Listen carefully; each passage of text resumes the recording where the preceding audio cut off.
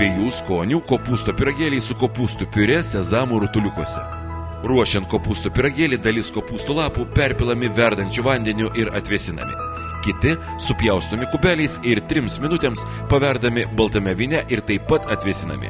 Visi kiti komponentai – špinatai, kedro riešutai, rūkyta šoninė, džiovinti pomidorai, česnakas bei čiobreliai – supjaustomi smulkiais kubeliais.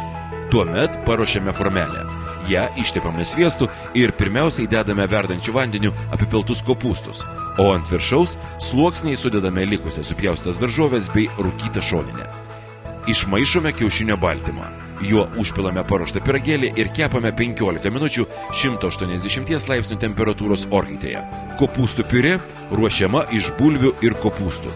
Daržovės susmulkinamos ir apkepamos. Tuomet pilamas baltas vynas. Jam nugaravus pilame grietinėlę ir sudedame špinatus. Išvirta masė pertrinama per sietelį. Iš sviesto išsukamas rutuliukas, kuris paniruojamas kiaušinyje, po to džiūvėsėliuose ir iškepamas riebaluose. Kopūstų traškučiams jums reikės kopūstų ir aliejaus. Kopūstų lapai supjaustomi plonai šiaudeliais ir iškepami orkaitėje. Padažui geltona paprika apkepinama ant sviesto kartu su česnakais. Tuomet pilamas baltas vynas.